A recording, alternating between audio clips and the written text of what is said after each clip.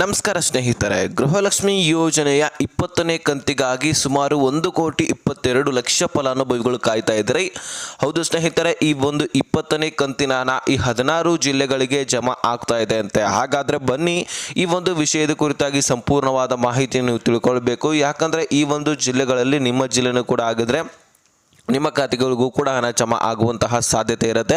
ಹಾಗಾಗಿ ವಿಡಿಯೋನ ಕೊನೆವರೆಗೂ ವಾಚ್ ಮಾಡಿದ್ರೆ ಪ್ರತಿಯೊಂದು ಮಾಹಿತಿ ಎಲ್ಲ ಕೂಡ ಕ್ಲಿಯರ್ ಆಗಿ ಅರ್ಥ ಆಗುತ್ತೆ. ಚಾನಲ್ಗೆ ಸಬ್ಸ್ಕ್ರೈಬ್ ಮಾಡಲಿಲ್ಲ ಅಂದರೆ ಸಬ್ಸ್ಕ್ರೈಬ್ ಮಾಡ್ಕೊಳ್ಳಿ, ನೋಟಿಫಿಕೇಶನ್ ಆಲ್ ಅಂತ ಸೆಟ್ ಮಾಡ್ಕೊಳ್ಳಿ. ಈಗ ನಾವು ನೇರವಾಗಿ ಟಾಪಿಕ್ಗೆ ಬರೋಣ. ವೀಕ್ಷಕರೇ, ಗೃಹಲಕ್ಷ್ಮಿ ಯೋಜನೆಯಲ್ಲಿ ಸುಮಾರು ಈಗ 19ನೇ ಕಂತಿನ ಹಣ ಆದರೂ ನಿಮ್ಮ ಖಾತೆಗಳಿಗೆ ಬಂದು ಕ್ಲಿಯರ್ ಆಗಿದೆ. ಸೊ ಇನ್ನೇನು ಕೆಲವೊಂದಿಷ್ಟು ಫಲಾನುಭವಿಗಳು ಬಾಕಿ ಇದ್ರೂ ಸಹಿತ ಅದು ಕೂಡ ಕ್ಲಿಯರ್ ಆಗುತ್ತೆ. ವರಿ ಮಾಡ್ಕೊಳ್ಳುವಂಥ ಅವಶ್ಯಕತೆ ಇಲ್ಲ. ಒಮ್ಮೆ ಹಣ ರಿಲೀಸ್ ಆಯ್ತಂದರೆ ಯಾರ್ಯಾರು ಎಲಿಜಿಬಲ್ ಇರ್ತೀರಿ ಪ್ರತಿಯೊಬ್ಬರ ಖಾತೆಗೆ ಹಣ ಜಮಾ ಆಗಿ ಕ್ಲಿಯರ್ ಆಗೇ ಆಗುತ್ತೆ, ಅದರಲ್ಲಿ ಏನು ಡೌಟ್ ಇಲ್ಲ.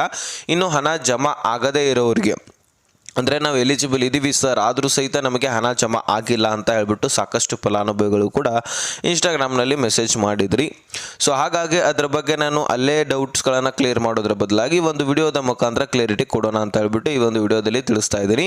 19ನೇ ಕಂತಿನ ಹಣ ಬರಲಿಲ್ಲಪ್ಪ ಅಂದರೆ ಮುಂದೆ ಬರ್ತಕ್ಕಂತಹ ಯಾವ ಕಂತುಗಳು ಕೂಡ ಜಮಾ ಆಗೋದಿಲ್ಲ. ಹಾಗಾಗಿ ನೀವು ಮುಖ್ಯವಾಗಿ 19ನೇ ಕಂತಿನ ಹಣ ಪಡ್ಕೊಳ್ಬೇಕಾಗತ್ತೆ. ಯಾಕಂದರೆ 19ನೇ ಕಂತಿಗಿಂತ ಮಧ್ಯದಲ್ಲಿ ಸಾಕಷ್ಟು ಒಂದು ತಿಂಗಳಿಗಿಂತ ಹೆಚ್ಚಿನ ದಿನಗಳ ಕಾಲ ಹಣವನ್ನು ಹಾಕಿರಲಿಲ್ಲ, ಪೆಂಡಿಂಗ್ ಉಳಿದಿತ್ತು. ಹಾಗಾಗಿ ನಿಮಗೆ ಹಣ ಜಮಾ ಆಗಬೇಕಂದ್ರೆ ನೀವು ಎಲಿಜಿಬಲ್ ಇರಬೇಕಾಗತ್ತೆ. ಸಾಕಷ್ಟು ಫಲಾನುಭವಿಗಳನ್ನು ಗೃಹಲಕ್ಷ್ಮಿ ಯೋಜನೆಯಿಂದ ತೆಗೆದುಹಾಕಲಾಗಿರುತ್ತೆ. ಅದಕ್ಕೋಸ್ಕರ ಅದರಲ್ಲಿ ನಿಮ್ಮ ಹೆಸರು ಕೂಡ ಇದ್ದರೆ ನಿಮಗೆ ಹಣ ಜಮಾ ಆಗೋದಿಲ್ಲ. ಒಂದು ವೇಳೆ ನೀವು ಎಲಿಜಿಬಲ್ ಇದ್ದರೂ ಸಹಿತ ಹಣ ಜಮಾ ಆಗ್ತಾ ಇಲ್ಲ ಅಂತಂದರೆ ಅದಕ್ಕೆ ಮುಖ್ಯವಾದ ಕಾರಣಗಳು ಕೂಡ ಇರ್ತವೆ. ಇಲ್ಲಿ ನೋಡಿ, ನಿಮ್ಮ ಬ್ಯಾಂಕ್ ಅಕೌಂಟ್ಗಳು ಚಾಲ್ತಿ ಇರೋದಿಲ್ಲ, ಅದನ್ನು ನೀವು ಮುಖ್ಯವಾಗಿ ಚಾಲ್ತಿ ಮಾಡಿಸ್ಕೊಳ್ಬೇಕಾಗತ್ತೆ.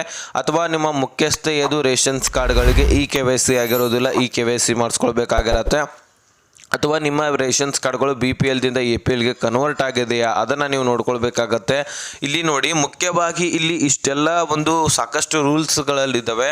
ಒಂದು ಎಲ್ಲ ಹೇಳಿಕೆಗಳಲ್ಲಿ ಮುಖ್ಯವಾದದ್ದು ಏನಪ್ಪ ಅಂದರೆ ನಿಮ್ಮ ಬ್ಯಾಂಕ್ ಅಕೌಂಟು ಹಳ್ಳಿಯಲ್ಲಿರ್ತಕ್ಕಂತಹ ಮುಖ್ಯವಾಗಿ ಮಹಿಳೆಯರು ಬ್ಯಾಂಕ್ ಅಕೌಂಟ್ಗಳಿಗೆ ಟ್ರಾನ್ಸಾಕ್ಷನ್ ಮಾಡಿಸಿರೋದಿಲ್ಲ, ಅಮೌಂಟು ಹಾಕೋದು ತೆಗೆದು ಮಾಡಿರೋದಿಲ್ಲ. ಹಾಗಾಗಿ ಆ ಒಂದು ಅಕೌಂಟ್ಸ್ಗಳು ಡೆಡ್ ಅಕೌಂಟ್ ಅಂತ ಆಗಿರುತ್ತೆ. ಅದನ್ನು ಚಾಲ್ತಿ ಮಾಡಿಸ್ಬೇಕಾಗತ್ತೆ.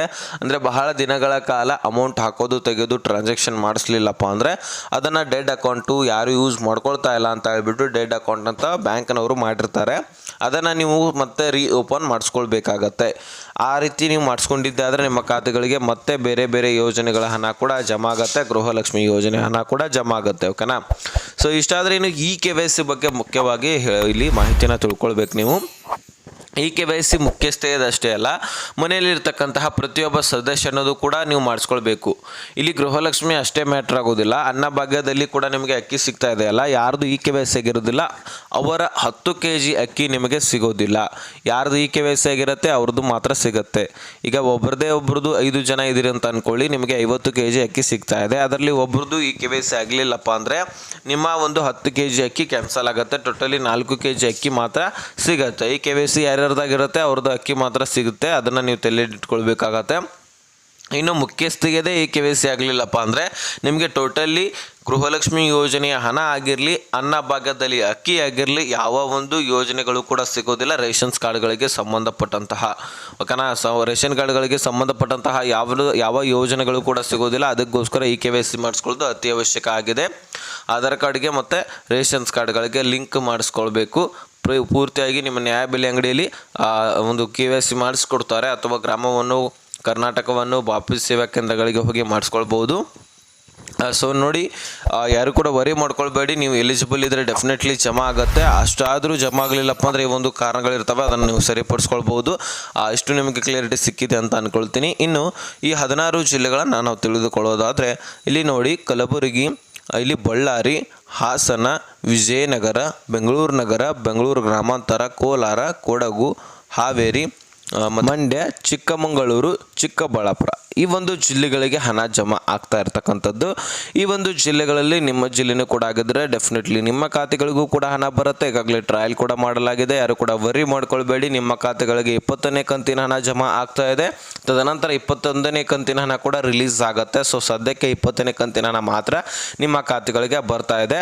ಸೊ ನೋಡಿ, ಇದ್ರ ಬಗ್ಗೆ ಡೀಟೇಲ್ ಆಗಿ ವಿವರಣೆಯನ್ನು ಕೊಟ್ಟಿದ್ದೀನಿ.